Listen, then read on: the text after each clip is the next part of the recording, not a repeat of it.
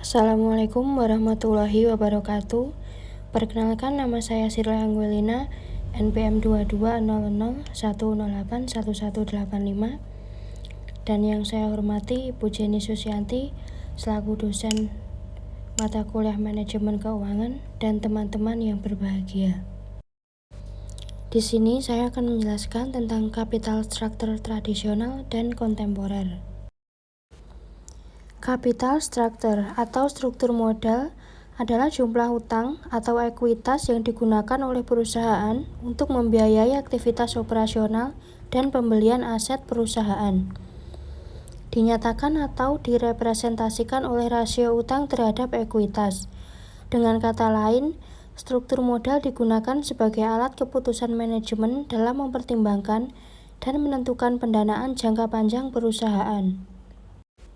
Teori pendekatan tradisional menyatakan bahwa akan ada struktur modal dengan optimal, dengan maksud struktur modal mempunyai pengaruh pada nilai perusahaan, yang mana struktur modal bisa berubah supaya dapat didapatkan nilai perusahaan optimal. Teori pendekatan kontemporer berfokus pada proses untuk menghasilkan output dan bagaimana cara pengelolaan dalam suatu organisasi. Struktur modal yang optimal yaitu dapat meminimalkan biaya modal keseluruhan atau biaya modal rata-rata sehingga akan memaksimalkan nilai perusahaan. Dalam menentukan struktur modal yang optimal, suatu perusahaan perlu mempertimbangkan variabel yang mempengaruhinya. Penentuan struktur modal akan dipengaruhi oleh faktor-faktor yang berasal dari internal perusahaan.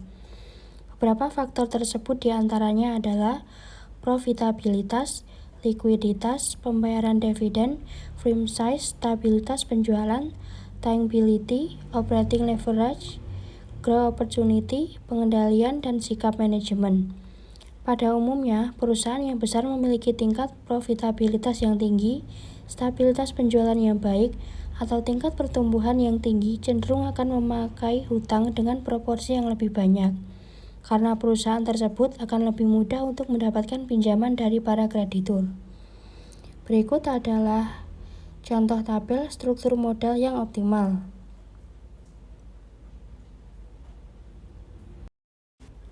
Dalam menentukan struktur modal, secara umum manajer menggunakan dua istilah berikut.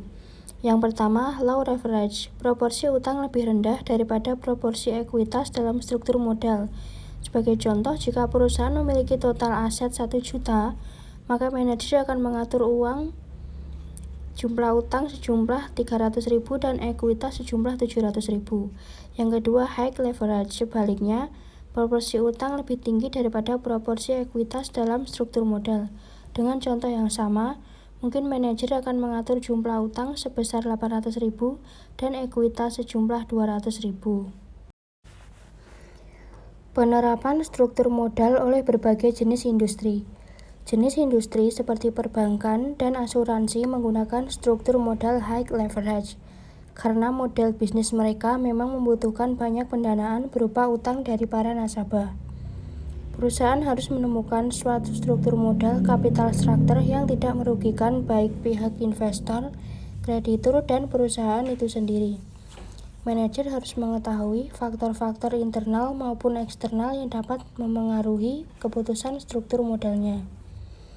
Profitabilitas, ukuran perusahaan, tangibilitas aset, dan rasio-rasio terkait arus kas menjadi faktor penting dalam menentukan struktur modal. Baik Anda sebagai investor, kreditur, maupun manajer keuangan, pemahaman mendalam mengenai manajemen keuangan sangatlah penting. Salah satunya terkait keputusan dalam mencari dan menentukan struktur modal yang optimal. Sekian yang dapat saya sampaikan. Mohon maaf apabila ada salah kata dalam pengucapan. Semoga yang saya sampaikan dapat bermanfaat bagi kita semua.